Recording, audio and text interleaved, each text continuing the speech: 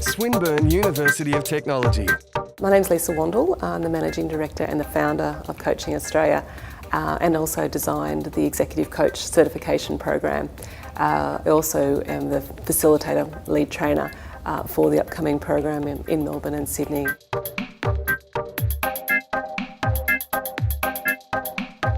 Really excited about the partnership that we have with Swinburne University.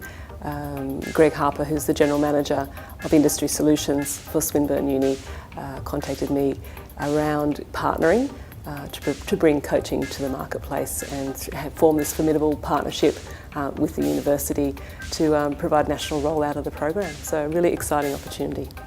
To me, the essence of coaching is about creating sustainable behavioural change. So we really want to help people to move literally from any of their current behaviours, thinking, etc., that aren't serving them, into something that will serve them. The growth of the coaching industry is just phenomenal, and the continued potential for the business is phenomenal as more and more organisations are using coaching and seeing the benefits of it. We use executive coaches as our trainers as well. So they're not just training sort of from theory, they're training from real experience. They bring real scenarios and whatever's happening, fairly cutting edge skills that's happening out in the marketplace, they're bringing into the training as well. It's increasingly multinationals taking on coaching programs because they're really looking at enhancing the coaching skills and capability of their leaders, to add it and strengthen to their leadership toolkit.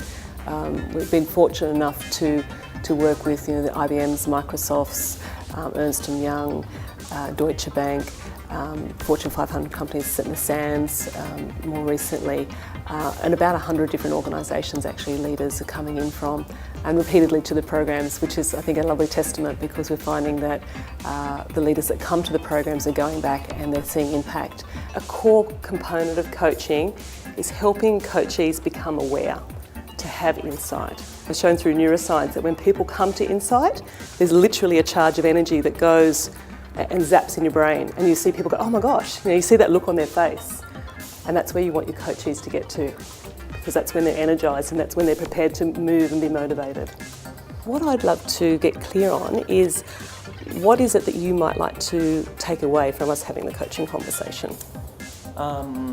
I suppose an empowerment and a sense of the way forward in dealing with one of the issues that I'm struggling with at work. Mm-hmm. I feel that with my interaction with other departments, there's particularly one person, perhaps a couple of people that are slowing me down in terms of me achieving my outcomes at work. Okay, so it sounds like that's a bit more of what's happening for you at the moment. There's kind of a lack of proactivity, slowing you down just generally.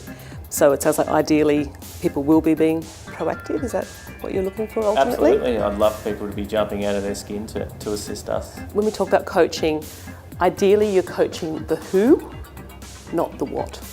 If there's anything that you could put some timelines to there, what is it that you would be able to do? I think definitely some face-to-face activity with the key players and slash roadblocks. What is it you'd like to do? Look, I'd like to have the roadblocks, at least all the issues around the roadblocks, to be defined by the year end or the end of the middle of January. Okay. So that then we can start putting in a strategy as to how to work with that throughout next year and how to have a greater integration throughout next year. Well done. Okay, sounds like a plan.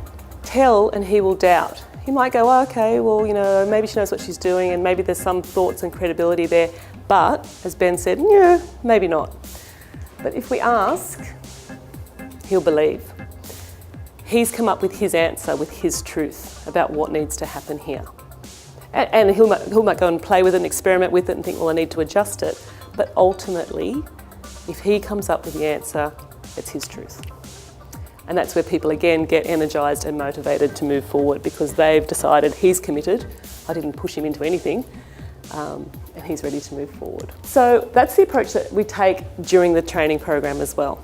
Very much allow people just to come to their own conclusions throughout the program. The reason people look for an ICF accreditation is it seems to be becoming more and more important in the marketplace, I guess to differentiate themselves in an unregulated industry, because there is a huge realm of coaches that operate, and many don't necessarily align to the International Coaching Federation competencies. So I guess it's a way of people expressing that they have really worked on their professional development and are seen by the international body as being at a certain level. So a lot of it's credibility, absolutely. We talk about the fact that if I just gave you the manual, you'd kind of borrow it and you'd say, oh yeah, I've been taught that, you know, had a look at the information. And now that I've read through it, I've intellectualised, I have actually learned what they've said and it makes sense. But I'd like to say that a lot of people stop at that point. They stop at kind of making sense of it, but do they actually live it? So that's what we really drive at in this program. Like, you know how to be a great listener, but do you do it?